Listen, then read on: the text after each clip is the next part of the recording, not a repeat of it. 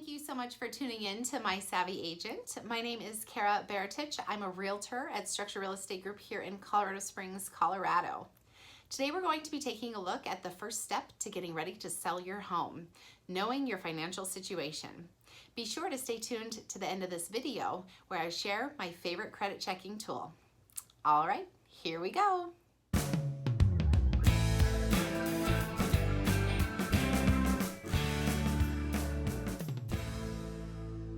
Selling your home is a big decision. It can be exciting, emotional, and every other feeling in between.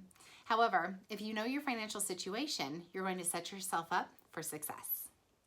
First, let's take a look at credit scores. Yes, credit scores do matter, and unless you plan to live on somebody's couch or in your mom's basement, they are going to look if you're going to either buy a new home or plan on renting. Credit scores range from excellent all the way down to poor. Of course, the higher your credit score is, the better interest rate you're going to get. It's also going to help you get approved for a little bit more.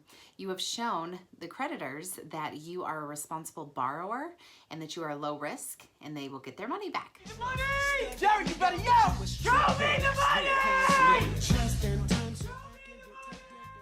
There are several different areas where your credit score can be impacted. Payment history is a big one. You need to make sure that you are paying your debts on time. They also look at how long your accounts have been open. Let's say you opened a credit card when you were, in college, and that was about 13 years ago, and it's still active now. That's going to look a whole lot better than if you've only had a credit card for about 6 months. Keeping that usage down is another big one too. If you've had that credit card for 13 years, but you've maxed it out, every single year since, that's probably going to impact your credit in a negative way.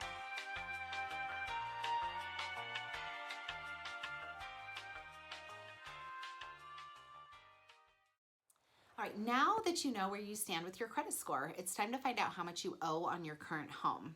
Hopefully you've lived in your home for 4 or 5 years and you have been able to pay a little bit of the mortgage down, so you have some equity in your home.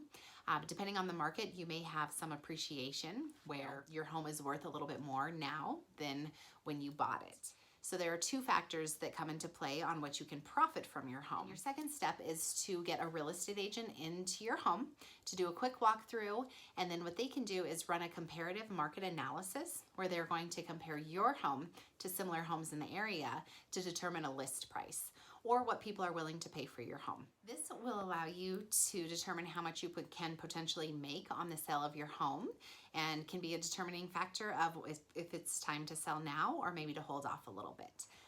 Now that you have a pretty good idea of what you can make on your current home, it's time to look at seller's responsibilities within a transaction. Now, of course, every sale and situation is going to be a little bit different, but what you can kind of plan for would be, the first one is usually the seller is going to pay the real estate agent's commissions. Property taxes and any HOA dues are also something to make sure you plan for. HOAs will usually charge to change owner's name, so from your name to the new buyer's name, and typically the seller will cover this cost. Also, your property taxes. Now, sometimes your property taxes are held in escrow. I know in Colorado you can expect a refund if you've paid past the close date. Depending on where you are, it is definitely something you're going to want to look into to make sure that it's a cost that you prepare yourself for. You also want to make sure that you have a little bit of money set aside for any inspection items. Most of the time, buyers are going to get a home inspection done on your current home, and then they're going to ask you if you can fix a few items before they move in and before you can close. You're also going to want to make sure that you allocate funds for anything that is negotiated within the purchase contract. A lot of times buyers will ask for a little bit of help with the closing costs. Keep in mind though, with a lot of these expenses, you can pay them out of your profits. You also want to make sure you know where you are going and you are putting money aside for those moving expenses. As promised, I am going to share with you my favorite credit checking tool. It is creditkarma.com. If you haven't heard of it, which I'm sure most of you have, you really do need to check it out. All right, thanks for tuning in and stay savvy.